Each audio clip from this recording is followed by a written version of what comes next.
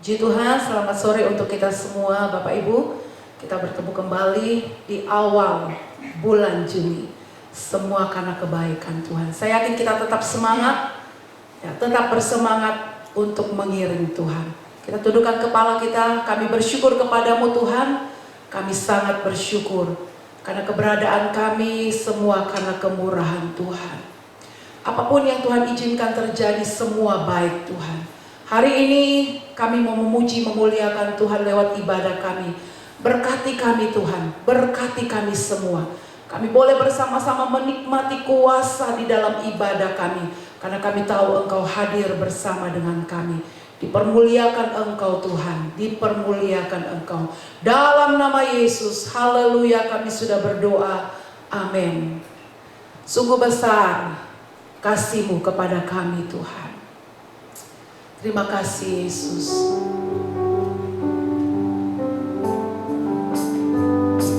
Terima kasih Tuhan. Engkau mati bagi kami.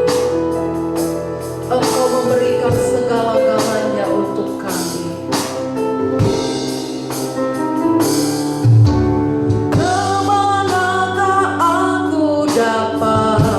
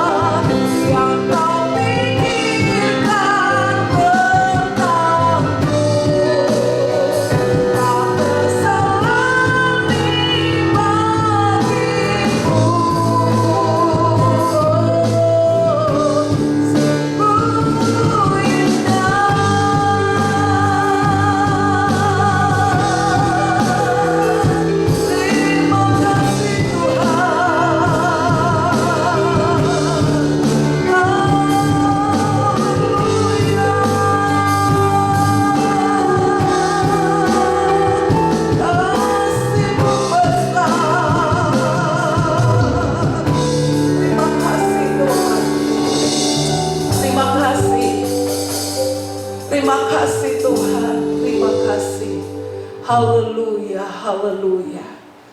Terpujilah Engkau Tuhan. Kita siap untuk memuji Tuhan. Dia mati bagiku dan Dia bangkit untukku. Haleluya. Semuanya Tuhan kerjakan bagi saya dan Bapak Ibu. Dia sungguh baik. Amin. Haleluya. Terima kasih Tuhan.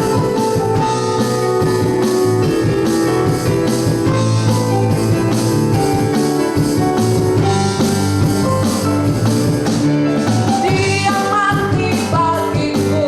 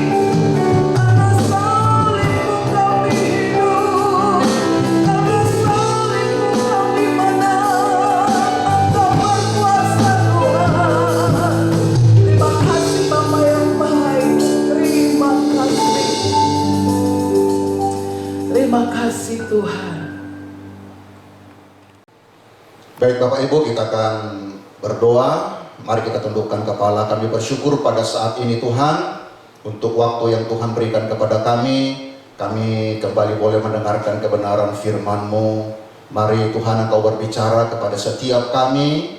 Sampaikan isi hati-Mu Tuhan, sehingga kebenaran firman-Mu mendapat tempat di hati kami. Bahkan tegur kami kalau ada hal-hal yang perlu kami perbaiki dalam hidup ini Tuhan, supaya hidup kami semakin sempurna dan kami mengalami perubahan yang semakin indah di hadapan Tuhan. Urapi hamba-Mu, urapi setiap telinga yang mendengarkan firman-Mu, dalam nama Yesus. Haleluya. Amin. Baik Bapak Ibu, kita akan melihat. Saya mengajak saudara melihat di dalam 1 Timotius pasalnya yang pertama. 1 Timotius pasal pertama, kita akan membaca ada beberapa ayat saudara, dari ayat yang ke-12 sampai ayatnya yang ke-17. Judul perikopnya adalah ucapan syukur atas kasih karunia Allah. Ayat 12. Aku bersyukur kepada Dia yang menguatkan aku, yaitu Kristus Yesus Tuhan kita, karena Ia menganggap aku setia dan mempercayakan pelayanan ini kepadaku. Aku yang tadinya seorang penghujat dan seorang penganiaya dan seorang ganas, tetapi aku telah dikasihaninya, karena semuanya itu kulakukan tanpa pengetahuan, yaitu di luar iman. Malah kasih karunia Tuhan kita itu telah dikaruniakan dengan limpahnya kepadaku, dengan iman dan kasih dalam Kristus Yesus.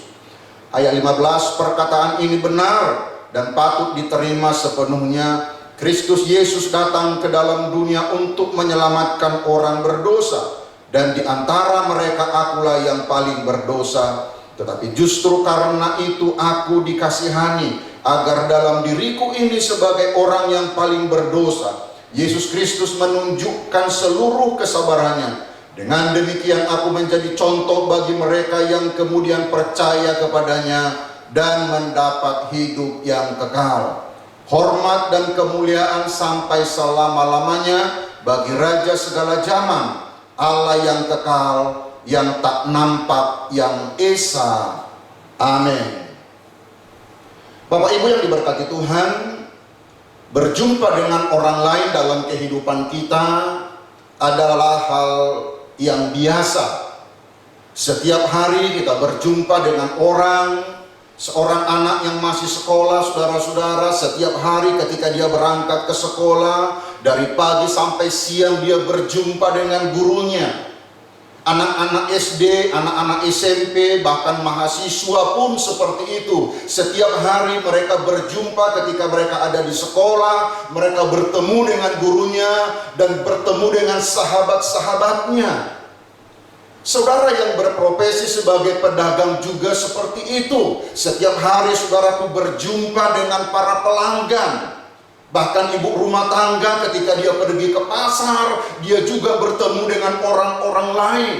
Saudara yang membuka usaha juga seperti itu. Ada pelanggan-pelanggan yang setiap hari saudara bertemu. Dan kalau kita perhatikan saudara-saudara, setelah selesai pertemuan itu, maka sebenarnya tidak ada terjadi perubahan apa-apa dalam kehidupan kita.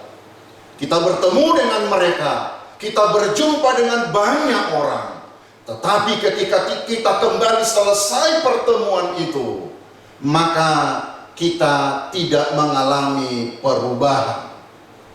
Nah, sayangnya saudara-saudara, kadang-kadang hal seperti ini bisa terjadi dalam hal-hal yang rohani.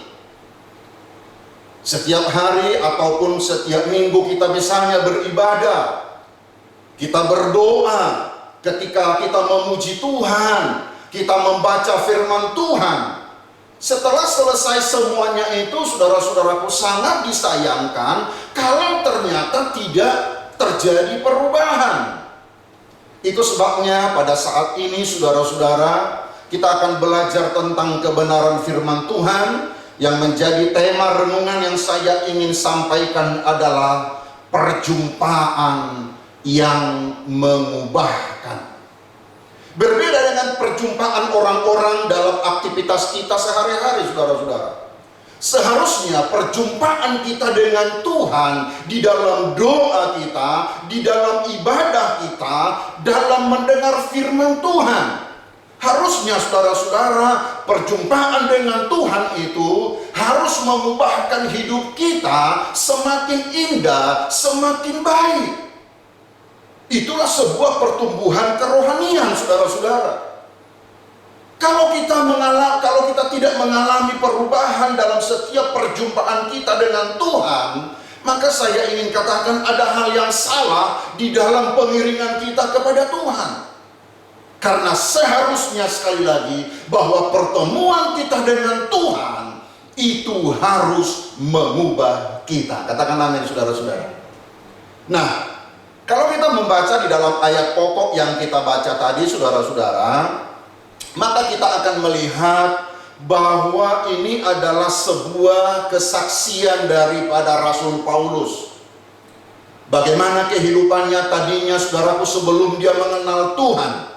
Bagaimana latar belakang kehidupannya sebelum dia melayani Tuhan. Di dalam ayat-ayat itu jelas kita perhatikan, saudara-saudara, dia menyatakan beberapa hal. Dia berkata, dahulu aku adalah seorang penghujat, dulu aku adalah seorang penganiaya, ganas, angkuh. Tetapi kalau kita perhatikan, saudara, perjumpaan Paulus dengan Tuhan, perjumpaan Saulus dengan Tuhan, itu mengubah hidupnya. Saudara, kalau seandainya membaca kisah perjumpaan Saulus dengan Tuhan, saudara bisa membaca di dalam Kisah Para Rasul pasalnya yang ke-9. Khususnya mulai dari ayatnya yang ke-3 sampai ayatnya yang ke-8. Di situ kita akan melihat, saudara-saudara, Paulus mengalami perjumpaan dengan Tuhan. Dan ketika dia berjumpa dengan Tuhan, perjumpaan itu memberikan perubahan dalam hidupnya. Hidupnya yang baru, awal yang baru, harapan yang baru, kekuatan yang baru, bahkan cara pandang yang baru. Saya berdoa, saudara-saudaraku yang diberkati Tuhan, setiap kita, ketika kita menaikkan doa kepada Tuhan, ketika kita beribadah kepada Tuhan, ketika kita memuji dan menyembah Dia, bahkan ketika engkau mendengar firman Tuhan, karena ini adalah momentum-momentum yang membuat kita bertemu dengan Tuhan. Peristiwa-peristiwa ini adalah pertemuan kita dengan Tuhan, dan peristiwa ini akan mengubah hidup kita. Kalau kita perhatikan di dalam ayat ini, saudara-saudara, saya tertarik dengan apa yang dia katakan tentang dirinya. Ya, coba Bapak Ibu perhatikan di dalam ayat yang ke-13 tadi. Aku yang tadinya seorang penghujat, seorang penganiaya dan seorang ganas. Tetapi perhatikan, tetapi aku telah dikasihaninya, karena semuanya itu telah kulakukan tanpa pengetahuan, yaitu di luar iman. Tetapi aku telah dikasihaninya. Ternyata kita bisa melihat, saudara-saudara, bahwa kasih Allah, anugerah Allah itu lebih besar daripada dosa kita. Saya percaya setiap kita, Bapak Ibu yang diberkati Tuhan, siapapun kita, apakah dia sebagai seorang orang percaya ataupun bukan orang percaya, tetapi ketika dia datang kepada Tuhan, Tuhan sanggup mengubah dia. Nah, kita melihat ada beberapa tokoh di dalam Alkitab, saudara-saudara. Bukan hanya Saulus yang berubah menjadi Paulus ketika dia bertemu Tuhan. Orang yang tadinya seorang ganas penganiaya, tetapi Tuhan bisa ubah. Di dalam kebenaran firman Tuhan, ada banyak contoh orang-orang yang bertemu dengan Tuhan, dan orang itu mengalami perubahan yang luar biasa. Dalam kitab Injil Yohanes pasal yang keempat, ada kisah tentang seorang perempuan yang bertemu dengan Yesus. Dari ayat yang ke-7 sampai ayatnya yang ke-14. Injil Yohanes pasalnya yang keempat. Bapak Ibu perhatikan, saya akan baca mulai ayat yang ke-7. Dan kita lihat dulu seperti apa perempuan ini sebenarnya. Tetapi ketika dia bertemu dengan Tuhan, saudara-saudaraku, berjumpa dengan Tuhan, ia mengalami perubahan yang luar biasa. Yohanes pasal yang keempat, ayatnya yang ke-7 mulai. Maka datanglah seorang perempuan Samaria hendak menimba air. Kata Yesus kepadanya, berilah aku minum, sebab murid-muridnya telah pergi ke kota membeli makanan. Maka kata perempuan Samaria itu kepadanya, masakan engkau seorang Yahudi minta minum kepadaku, seorang Samaria? Sebab orang Yahudi tidak bergaul dengan orang Samaria. Jawab Yesus kepadanya, jika engkau tahu tentang karunia Allah dan siapakah dia yang berkata kepadamu, berilah aku minum, niscaya engkau telah meminta kepadanya dan ia telah memberikan kepadamu air hidup. Ayat 11, kata perempuan itu kepadanya, Tuhan, engkau tidak punya timba dan sumur ini amat dalam. Dari manakah engkau memperoleh air hidup itu? Adakah engkau lebih besar daripada bapa kami Yakub yang memberikan sumur ini kepada kami dan yang telah minum sendiri dari dalamnya, ia serta anak-anaknya dan ternaknya? Jawab Yesus kepadanya, barang siapa minum air ini, ia akan haus lagi. Mari kita akan baca bersama-sama ayatnya yang ke-14. Tetapi barang siapa minum air yang akan kuberikan kepadanya, ia tidak akan haus untuk selama-lamanya. Sebaliknya air yang akan kuberikan kepadanya akan menjadi mata air di dalam dirinya yang terus-menerus memancar sampai pada hidup yang kekal. Nah, kita lihat dulu saudara-saudara tentang perempuan ini. Dikatakan di sini adalah perempuan Samaria. Alkitab berkata, kalau saudara perhatikan, bahwa pertemuan ini terjadi sekitar 12 siang. Kenapa dia jam 12 siang baru datang ke sumur ini, saudara-saudara? Kita bisa memahami ayat-ayat selanjutnya menunjukkan kepada kita bahwa ternyata perempuan ini adalah bukan perempuan yang baik-baik. Jadi untuk menghindari orang banyak, saudara-saudara, perempuan ini pergi ke sumur ini pada jam 12 siang. Tetapi disitulah dia bertemu dengan Yesus, saudara-saudara yang diberkati Tuhan. Dan sekali lagi, setiap perjumpaan dengan Tuhan itu mengubah seseorang. Perempuan ini bertemu dengan Yesus. Nanti kalau kita perhatikan, saudara-saudaraku yang diberkati Tuhan, ada sesuatu yang berubah dalam dirinya. Karena kalau tadi dia untuk bertemu dengan orang saja, dia harus ambil waktu jam 12 siang, saudara-saudara. Ya, jadi dia tidak mau supaya orang tidak tahu bahwa dia pergi ke sumur itu. Karena ada sebuah predikat yang kurang baik menempel dalam diri orang ini, saudara-saudara. Khususnya kalau kita perhatikan dengan apa yang Yesus katakan di dalam ayatnya yang ke-17. Atau mulai ayat 16 saya baca, saudara. Kata Yesus kepadanya, pergilah panggillah suamimu dan datang ke sini. Ayat 17.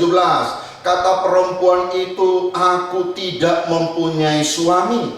Kata Yesus kepadanya, tepat katamu bahwa engkau tidak mempunyai suami. Sebab engkau sudah mempunyai 5 suami. Dan yang ada sekarang padamu bukanlah suamimu. Dalam hal ini engkau berkata benar.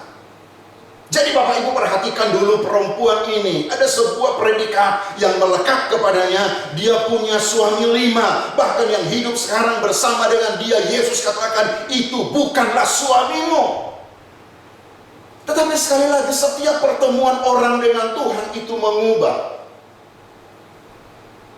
Ibadah yang kita lakukan, mendengarkan firman Tuhan, penyembahan yang kita lakukan, dikerjakan baik secara bersama-sama, secara pribadi pun, Itu harus mengubah hidup kita, saudara-saudara.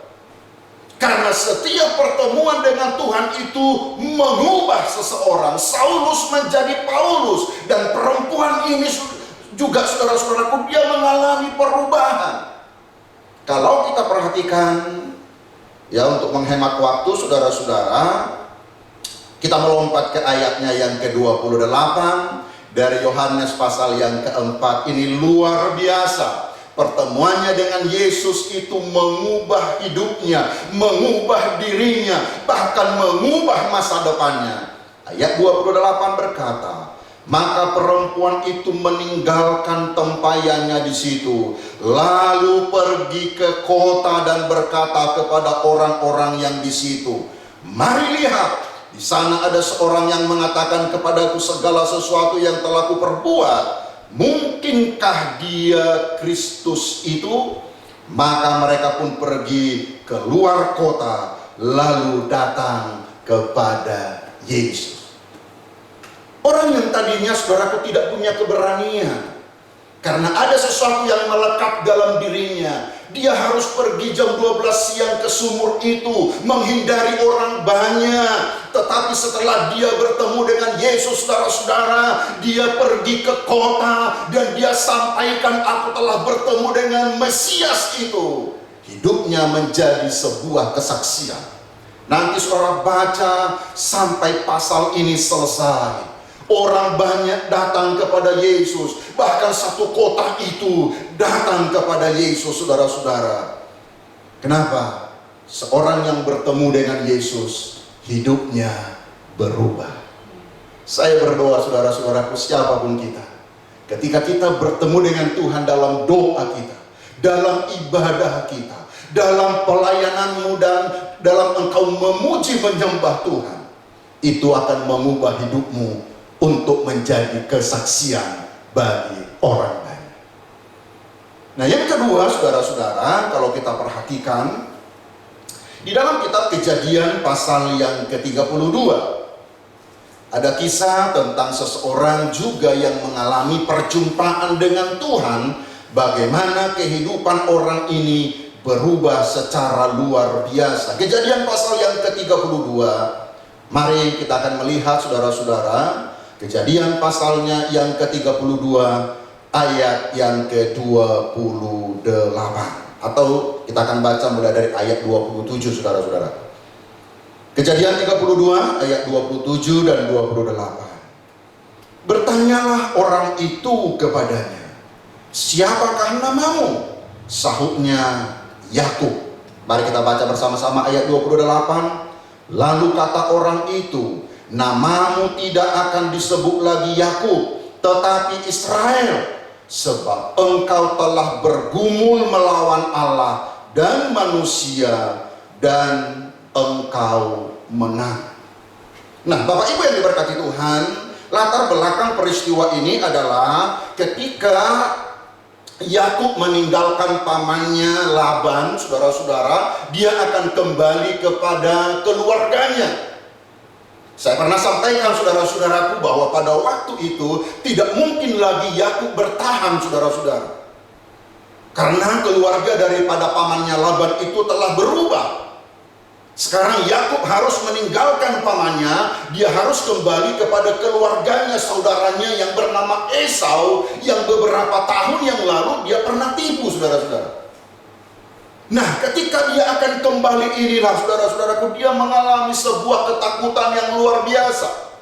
Tetapi dia mengalami perjumpaan dengan Tuhan. Di dalam ayat-ayat yang kita baca tadi, saudara, bahwa perikop daripada pasal ini, pergumulan Yakub dengan Allah. Allah secara khusus datang kepada Yakub. Dan kalau kita membaca di dalam ayat ini, maka Yakub meminta supaya Allah memberkatinya. Dia berkata, aku tidak akan melepaskan engkau sampai engkau memberkati aku.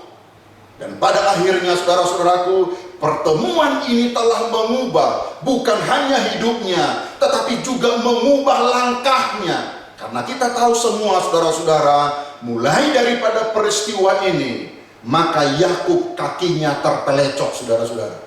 Jadi ada sebuah perubahan dalam dirinya. Dan bukan hanya itu juga, namanya pun diganti, saudara. Tuhan berkata, malaikat itu berkata, namamu tidak akan disebut lagi Yakub, tetapi Israel. Saudara perhatikan, pertemuan Yakub dengan Tuhan itu mengubah hidupnya. Dan itu akan dia selalu kenang. Karena semenjak peristiwa itu, saudara, Alkitab berkata bahwa pangkal paha Yakub itu dipukul oleh malaikat itu. Dan ia berjalan menjadi pincang. Peristiwa itu akan dia selalu ingat itu. Pertemuannya dengan Tuhan. Tetapi juga bahwa pada waktu itu namanya diganti, namanya dirubah. Tuhan berkata, namamu bukan lagi Yakub. Yakub itu sebenarnya artinya adalah pemegang tumit. Tetapi seringkali kita mengkonotasikan tentang Yakub dengan penipu. Karena memang dia hidupnya itu banyak menipu orang, saudara. Tetapi sekali lagi Bapak Ibu yang diberkati Tuhan, pertemuannya dengan Tuhan itu mengubah. Bukan hanya namanya yang dirubah, tetapi juga langkah-langkah daripada Yakub itu berubah. Pertemuan Yakub dengan Tuhan di dalam peristiwa ini saya ingin sampaikan kepada Bapak Ibu jemaat yang diberkati Tuhan. Karena ada yang berkata begini, masa Allah bergumul dengan manusia dengan Yakub Allah kalah? Hati-hati saudara-saudaraku, Alkitab tidak pernah berkata bahwa Allah kalah. Apa yang kita lihat di dalam peristiwa ini adalah teofaninya Allah. Bukan Allah dalam kemegahannya, bukan Allah dalam kemuliaannya. Tetapi Allah menyatakan diri sebagai seorang malaikat pada waktu itu. Dan tidak ada berkata bahwa Allah kalah, saudaraku. Malaikat itu hanya berkata, sebab engkau telah bergumul melawan Allah dan manusia, engkau menang. Ya, jadi ini bukan seperti pertandingan tinju, saudara, ada kalah menangnya, bukan. Tetapi karena Yakub begitu rindu diberkati Tuhan, ia bergumul.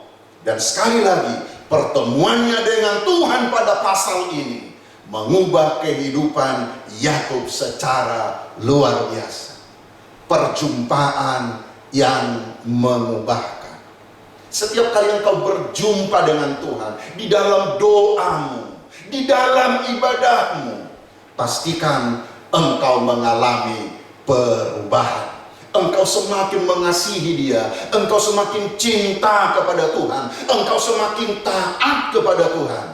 Perjumpaan yang mengubahkan. Kemudian kalau kita perhatikan juga saudara-saudara, di dalam kitab Injil Matius pasalnya yang ke-9. Ya, dalam kitab Injil Matius pasal yang ke-9 ada kisah tentang seorang perempuan yang mengalami pendarahan 12 tahun. Matius pasal yang ke-9 ayat yang ke-20. Bapak Ibu perhatikan, firman Tuhan berkata demikian. Matius pasal 9 ayat 20. Pada waktu itu seorang perempuan yang sudah 12 tahun lamanya menderita pendarahan maju mendekati Yesus dari belakang dan menjamah jumbai jubahnya. Perhatikan ayat 21. Karena katanya dalam hatinya, asal ku jamah saja jubahnya, aku akan sembuh. Ayat 22, tetapi Yesus berpaling dan memandang dia serta berkata, teguhkanlah hatimu hai anakku, imanmu telah menyelamatkan engkau. Maka sejak saat itu sembuhlah perempuan itu. Bapak Ibu perhatikan dalam peristiwa ini. Ini ada seorang perempuan yang 12 tahun sakit pendarahan. Markus, kalau saudara membaca dalam Markus pasal yang ke-5 mulai ayat 29 sampai Markus pasal 5 ayat 25 sampai ayat 29, Markus lebih detail saudaraku ketika dia mengisahkan peristiwa yang sama. Kalau di dalam kitab Markus dikatakan bahwa dia telah menghabiskan seluruh hartanya. Dia menghabiskan kekayaannya, namun keadaannya tidak semakin baik, tetapi justru semakin parah. Bahkan dia telah kehilangan hartanya dan segala-galanya. Tetapi kalau kita perhatikan dalam pembacaan firman Tuhan ini, saudara-saudaraku, ketika dia bertemu Yesus, predikat 12 tahun yang sakit, saudaraku, Tuhan ganti menjadi sebuah predikat, menjadi orang yang sembuh. Ayat 22 bagian terakhir berkata begini, maka sejak itu sembuhlah perempuan itu. Bapak Ibu yang diberkati Tuhan, perjumpaannya dengan Yesus itu mengubah dia dari seorang yang sakit menjadi seorang yang sembuh. Demikian juga kalau saudara baca dalam Markus pasal yang ke-10, ayatnya yang ke-46 sampai 52 tentang Bartimeus. Bartimeus seorang yang buta. Ini predikat ini melekat pada dirinya, saudara. Bartimeus yang buta. Tetapi ketika dia bertemu dengan Yesus, maka Bartimeus berubah menjadi Bartimeus yang sudah disembuhkan. Dengarkan baik-baik, pertemuan dengan Tuhan itu mengubah seseorang. Saya senang sekali saudaraku mendengarkan kesaksian-kesaksian orang-orang yang diubahkan Tuhan. Beberapa waktu yang lalu, saudara-saudaraku, ketika permulaan sekolah Alkitab kita dimulai, saya mengisi acara orientasi siswa-siswi, saudara-saudaraku. Ya, lalu saya sampaikan pada waktu itu kepada siswa-siswi ini tentang betapa Tuhan mengasihi kita, betapa berharganya kita di hadapan Tuhan. Tahukah Bapak Ibu yang diberkati Tuhan, setelah selesai, maka semua siswa keluar dari kelas. Tiba-tiba ada boys. Nah, ini istilah boys ini, saudara, adalah seperti wakil guru ya, yang mengawasi siswa-siswi. Jadi boys ini datang. Sebelum saya meninggalkan meja tempat saya mengajar, ini boys datang kepada saya dan dia bilang begini, Om, ada orang yang mau bertemu dengan Om. Dan Bapak Ibu yang diberkati Tuhan, saya katakan, oke, silahkan, nggak apa-apa. Dan ketika dipersilahkan orang itu, saudaraku datang. Saya kaget, saudara-saudaraku, karena dia seorang yang badan besar. Itu tato semua badannya. Dan ketika dia datang kepada saya, saudara-saudara, lalu dia cerita latar belakang keluarganya, bahwa dia anak jalanan, saudara-saudaraku. Dia adalah orang yang broken home. Dia begitu mengalami kepahitan banyak hal dalam hidupnya. Tetapi saudara-saudaraku, dia katakan begini, Om, boleh tak saya peluk Om? Badan besar, saudaraku, tato semua. Boleh tak saya peluk Om? Kenapa? Kenapa saya bilang, saudara-saudaraku? Saya ingin membayangkan memeluk papa saya yang dulu menyakiti saya. Bapak Ibu diberkati Tuhan, oke, lalu dia peluk, dia nangis, saudara-saudaraku. Tetapi jujur sebenarnya, pada waktu itu, saudara-saudaraku, saya tinggalkan kelas itu, ada sebuah perasaan dalam diri saya begini. Melihat tampangnya, saya berpikir begini, kemungkinan besar anak ini tidak akan selesai sampai tamat, saudara-saudara. Itu yang ada dalam pikiran saya. Karena saya melihat penampilannya, saya melihat bagaimana semua dia cerita tentang hidupnya. Saya berpikir begini, kemungkinan besar ini orang yang tidak lulus, tidak akan sampai tamat. Tetapi waktu penamatan yang baru lalu, saudara-saudara, saya datang kepada pelaksana harian dan saya bilang begini kepadanya, Om, saya berdosa dengan orang ini. Kenapa? Dia bilang, karena dulu waktu kursus, awal kursus, saya tidak yakin kalau dia bisa selesai sampai 9 bulan, kurang lebih. Tetapi ternyata dia bisa bertahan, saudara-saudara. Dan ada beberapa siswa-siswi juga seperti itu, yang waktu penampilannya, waktu malam orientasi, hari orientasi itu saya lihat, saya ragu saudara-saudara. Ada lagi siswa itu yang sebelah mukanya itu tato semua, saudara. Jadi dua wajah dia, sebelah kanan itu tato. Ada lagi satu cewek, saudaraku, kakinya itu bertato. Tapi luar biasanya, ketika sampai selesai penamatan, mereka ditamatkan. Kenapa saudara-saudaraku? Mereka sudah berjumpa dengan Tuhan. Bahkan pelaksana harian bilang begini, ya mereka sudah baik katanya. Mereka sudah berubah. Kenapa? Perjumpaan dengan Tuhan itu mengubah hidup kita. Perjumpaan dengan Tuhan itu mengubah seseorang. Di dalam kitab Yehezkiel pasal yang ke-11, Yehezkiel pasal yang ke-11 ayatnya yang ke-19. Saudara-saudara perhatikan Yehezkiel pasal yang ke-11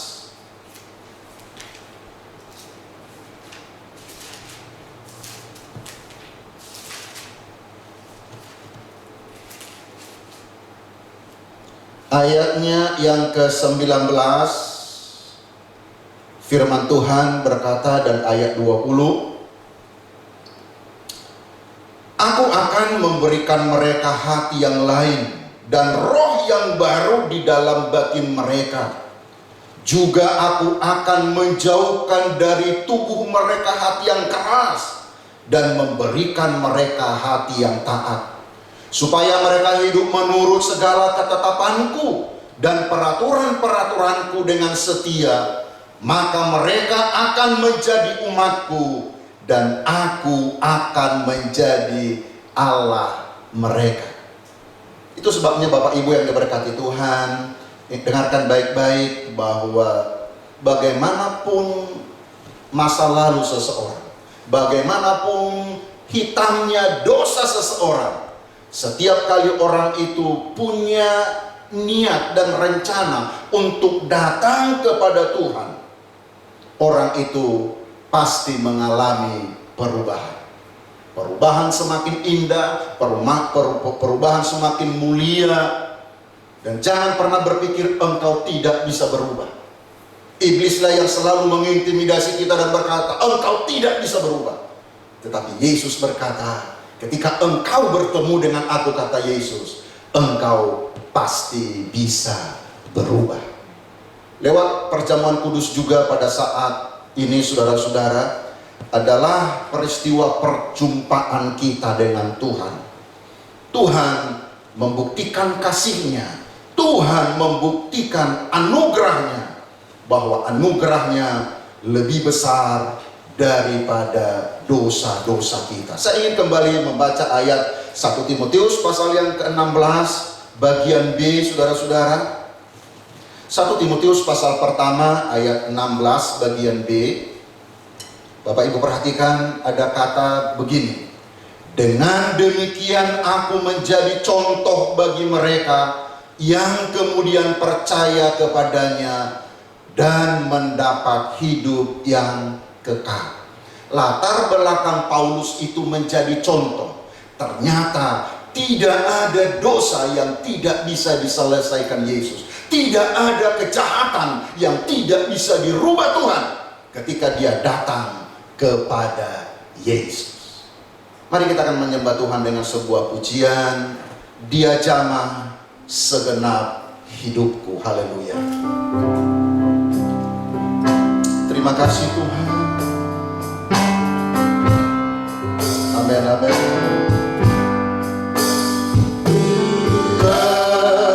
Tertindih dengan beban berat,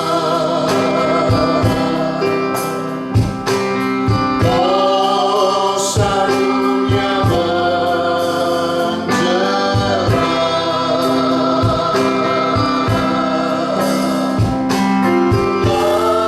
lalu ku datang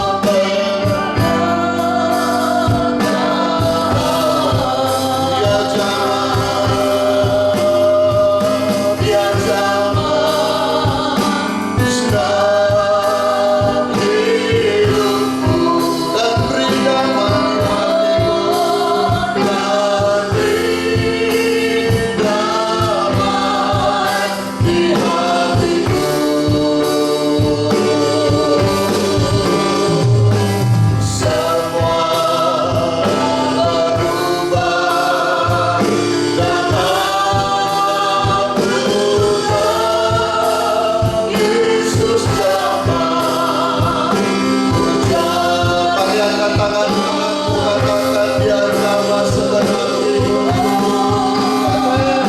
Dia jamah segenap hidupku.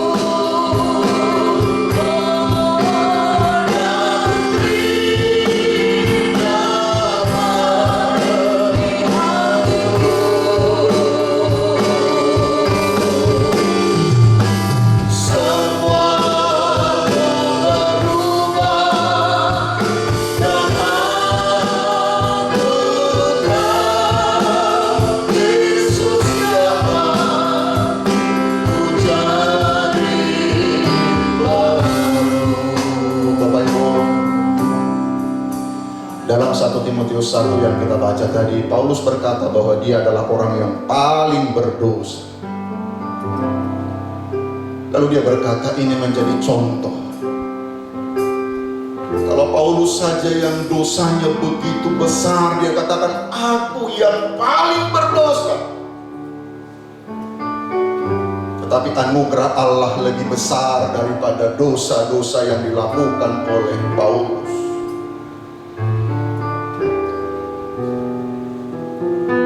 Seringkali kita merasa tidak layak di hadapan Tuhan. Iblis mengintimidasi kita. Tapi ingatlah, setiap kali engkau datang kepada Yesus, anugerahnya cukup bagimu. Yesus pernah berkata di dalam kitab Injil Yohanes pasal yang ke-6 ayat 37. Siapa yang datang kepadanya tidak akan kubuang. Dalam terjemahan lain dikatakan, aku tidak akan tolak. Setiap kali kita datang kepada Tuhan. Mari Bapak Ibu kita persiapkan kita untuk menerima perjamuan kudus sebagai bukti kasih Tuhan. Bahwa Dia sangat mengasihi kita. Dia jamah segenap hidupku.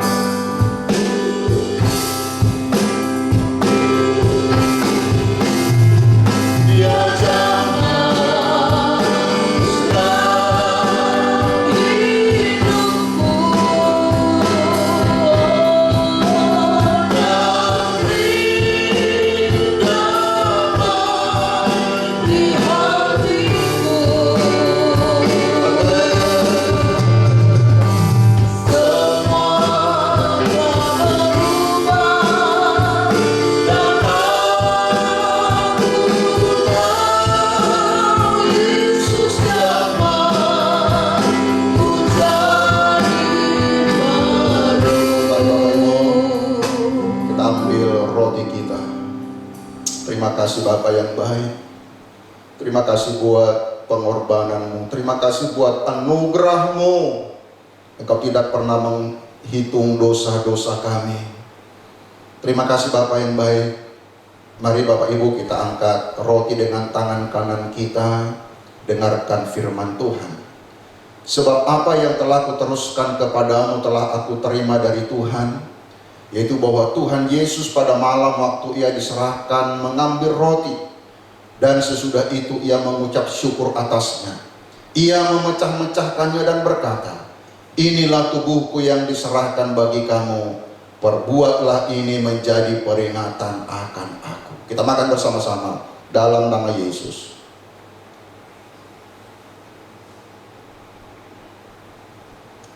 Terima kasih Bapa yang baik. Terima kasih Roh Kudus. Terima kasih Yesus. Mari kita angkat cawan minuman kita, dengarkan firman Tuhan. Demikian juga yang mengambil cawan sesudah makan lalu berkata, cawan ini adalah perjanjian baru yang dimateraikan oleh darahku. Perbuatlah ini setiap kali kamu meminumnya menjadi peringatan akan aku. Sebab setiap kali kamu makan roti dan minum cawan ini, kamu memberitakan kematian Tuhan sampai Ia datang. Kita minum bersama-sama dalam nama Yesus. Terima kasih Bapa yang baik. Terima kasih Roh Kudus. Terima kasih. Perjumpaan kami dengan Tuhan itu mengubah kami. Perjumpaan kami dengan Tuhan lewat perjamuan kudus ini Tuhan, yang lemah diubah menjadi orang kuat. Bahkan yang menderita Biarlah kami boleh bersorak-sorak di dalam Engkau. Amin Tuhan. Kain kabung kami Engkau tukar menjadi tari-tarian Tuhan. Air mata kami Engkau gantikan dengan sukacita. Biar kami seperti Bartimeus, ketika mereka berjumpa dengan Tuhan, hidupnya berubah. Yakub berubah, Saulus menjadi Paulus berubah. Bahkan perempuan yang 12 tahun sakit pendarahan, ketika dia bertemu dengan Yesus, hidupnya berubah. Haleluya, haleluya. Sekali lagi Tuhan, tolong kalau ada di antara umat-Mu dalam kelemahan, berikan kekuatan yang sakit disembuhkan dalam nama Yesus. Yang kehilangan pengharapan mendapat pengharapan baru. Terima kasih Tuhan. Hamba-Mu berdoa tidak ada satu pribadi yang tidak diberkati, tapi kami semua diberkati Tuhan. Puji hormat kemuliaan bagi nama-Mu. Kami telah berdoa dan mengucap syukur. Haleluya. Mari kita akan akhiri persekutuan kita, saudara-saudara.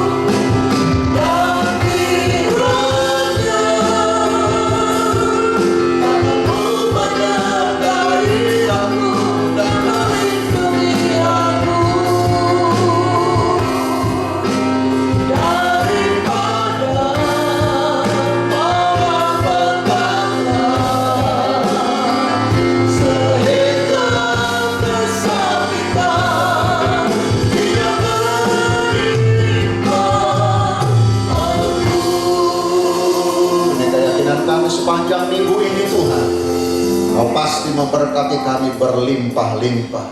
Perlindungan-Mu, kuasa-Mu, mujizat-Mu menyertai setiap langkah kami Tuhan. Hamba-Mu berdoa kemanapun umat-Mu melangkah, itu disertai dengan mujizat dan tanda heran, menjadi kesaksian tentang Allah kami yang ajaib, yang luar biasa. Berkati usaha pekerjaan setiap umat-umat-Mu Tuhan, bahkan anak-anak kami dalam pendidikan mereka. Tuhan tolong mereka bahkan yang menghadapi ujian-ujian pada hari-hari ini. Berikan hikmat-Mu kepada mereka yang mencari pekerjaan, bahkan yang akan memulai usaha yang baru. Hamba-Mu berdoa dalam nama Yesus, Engkau berkati Tuhan. Terima kasih Bapa yang baik. Kami bersyukur. Kami akan akhiri persekutuan kami.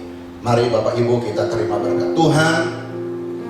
Dan saudaraku, terimalah berkat daripada Allah Bapa, kasih sayang daripada Tuhan kita Yesus Kristus, persekutuan Allah Roh Kudus tinggal menyertai kita dari saat ini sampai selama-lamanya. Dalam nama Tuhan Yesus yang diberkati Tuhan, mari sama-sama katakan amin, amin, amin. Puji Tuhan, berjalan dalam penyertaan Tuhan. Tuhan memberkati.